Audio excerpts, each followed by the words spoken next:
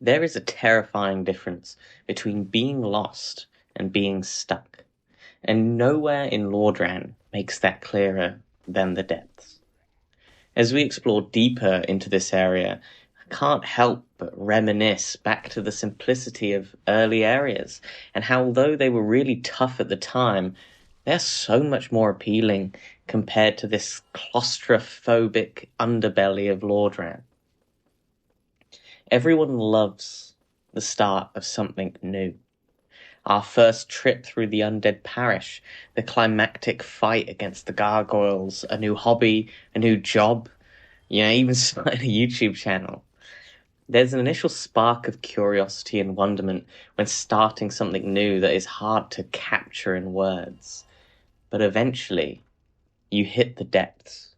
The novelty wears off, and you're left with the hard work.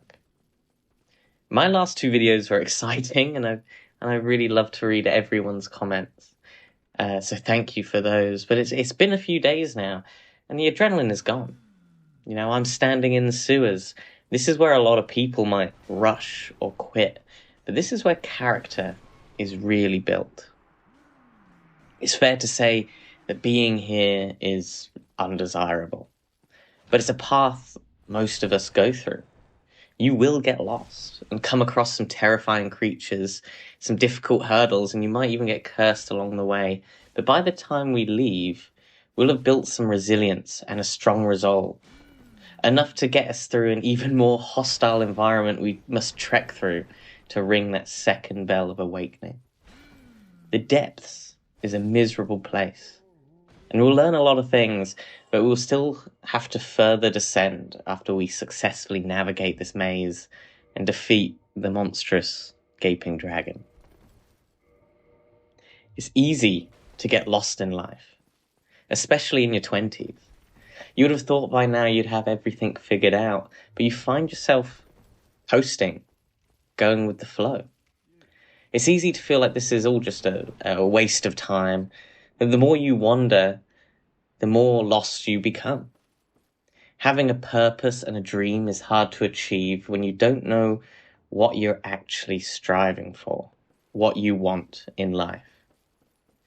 I'll be hitting 30 next year, and I don't have a clear goal, I don't have some big clear goal, just the vague idea that I want to be happier, healthier, and hopefully a little bit smarter. It would be safe to assume everyone wants that, so they aren't really real goals, are they?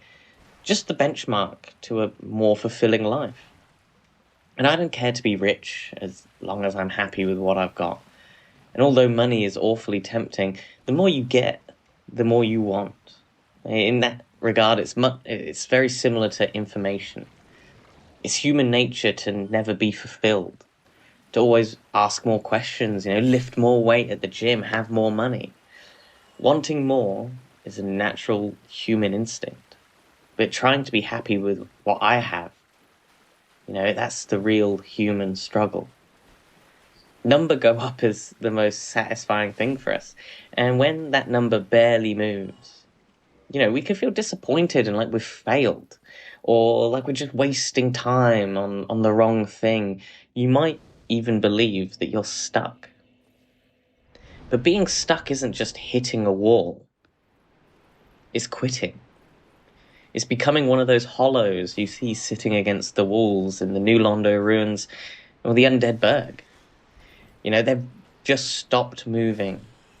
Getting stuck is when you find a bonfire and you're so terrified of the walk to the next one that you just stay there. In life, that's staying in a toxic job because it's safe, or refusing to try something new because you're scared of the failure. Being stuck is a choice to stop growing because the grind of the depths feels too heavy. It's the moment you stop asking questions and just accept that this sewer is your new home now. Being lost is messy and scary, but getting stuck is a slow death. It's when you let the grime turn you into just another hollow decorating the hallway. Life, like the depths, is a labyrinth. But I'm here to argue that being lost is not the same as getting stuck. I always forget my way around the depths. So, every time I get here, I always become lost. And, I constantly run in circles. But every circle I run, I learn the map a little bit better. I remember where I'm supposed to be a little bit more. And the same can be said in real life. You might not know your path, but the more you stumble around, as long as you're taking mental notes and you're keeping close attention to your environment, you're moving forward. Being lost in your 20s is not the same as being stuck. As long as your feet are moving, you're making progress. When I look back to the times where I've felt lost, it's almost as if I was just, grinding more souls, getting more experience, so I could take one step further each time.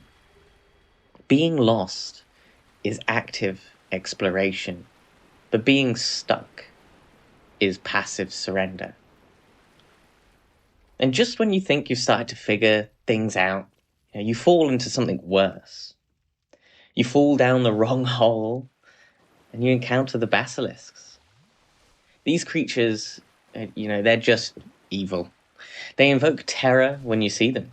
And they exist in real life as well, just in our head. Self-doubt is a basilisk. It doesn't just kill your motivation, it curses you. It makes you feel like you're operating at 50% capacity, but even with half health, you can still survive down here. You just have to be more intentional. Maybe I have a bad day at work and I only feel like I'm half there, or I have the fear that I won't be able to top my last video.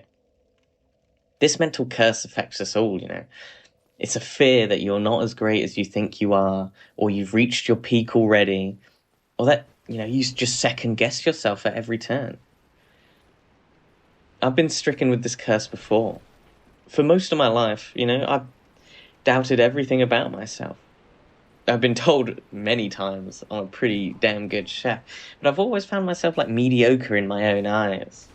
Even when I make, some great grub, I've always struggled to accept compliments, which is, why the response to my last few videos has been really overwhelming for me. And I attribute a lot of my success in life to luck instead of skill.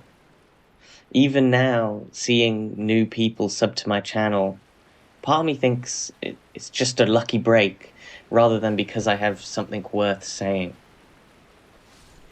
And I often compare myself to those I think are superior to me, while focusing on my own flaws.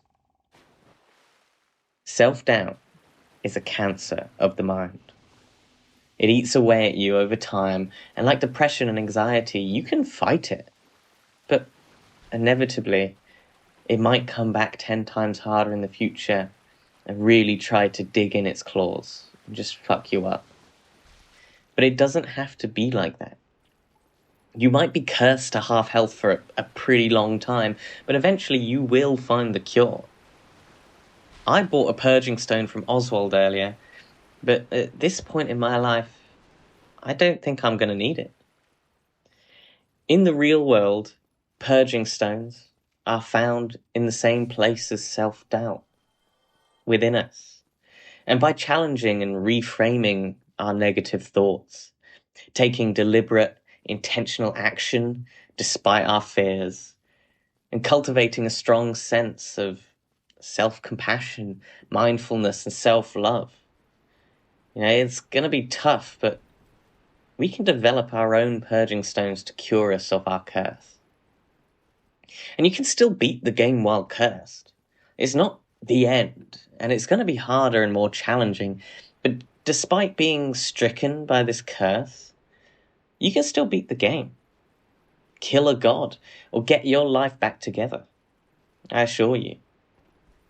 With the resilience we learn from getting lost down here in the depths, and being observant of our own environment, and learning what we can, where we can, we're better able to make our own purging stones in the future when these feelings of self-doubt, when the basilisks inevitably come back, try to take hold of our lives.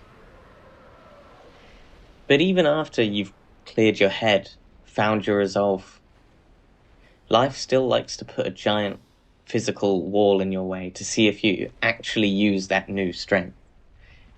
And that wall is the Gaping Dragon. This is the largest creature we've come across so far. It is actually terrifying and monstrous to look at. And it's so easy to just lose your composure just at the sight of it. And once you've lost your composure, you've lost the fight. And don't worry, when we first come across the Gaping Dragon, everyone loses their composure. The Gaping Dragon, it's just anxiety with a health bar. It's huge and imposing, and if you're not prepared for it, entirely overwhelming. It is a visceral representation of how anxiety can loom over us, feeling much bigger than we are. It's this huge, toothy monster from the outside, but once you're actually in the arena, it's just another task. He has rhythm. And once you stop running away and just watch and observe, it's just another fight. And we've won plenty of fights before, man. By taking our time and choosing the right moments to fight and to flee, by actually breaking the problem down and choosing our best path, he actually becomes a bit of a joke. This once scary figure is broken down into just run and stab. Pick one of the million openings he provides and attack, or move out of the way when he's trying to fight back. And when you realize this, you realize you had nothing to be afraid about in the first place. Once you actually face your anxieties or your self-doubt, and you go out into the world and do what you have to do despite being scared, you'll often realize you had nothing to be scared about in the first place. You might even have had some fun, and maybe a cool new weapon to flex and a boatload of souls as well to level up with. What I actually take away from the Gaping Dragon fight is that even if you're beaten down, you're lost, you're cursed with self-doubt, as long as you take it slow and you don't lose your composure seeing the horrors life throws at you when you're down, but not out, you can still win. And have fun doing so, and reap the rewards both mentally and physically. So we've now mapped out the labyrinth, we've fought the curse of doubt, and we've stared down the gaping maw of our own anxieties. You don't need to escape the depths today. We all find ourselves there eventually. You just need to keep moving. Because being lost isn't the problem. Giving up is, in all honesty, and our journey doesn't head back up to the sunlight just yet. The key to Blighttown is in our pocket, and the air is only getting thicker from here. But that's okay. Because we built the Poise down here in the dark to handle whatever is waiting in that swamp. And I'll see you next time at the door to Blighttown. Thanks for watching. Don't you dare go hollow. Love you lots, and bye-bye.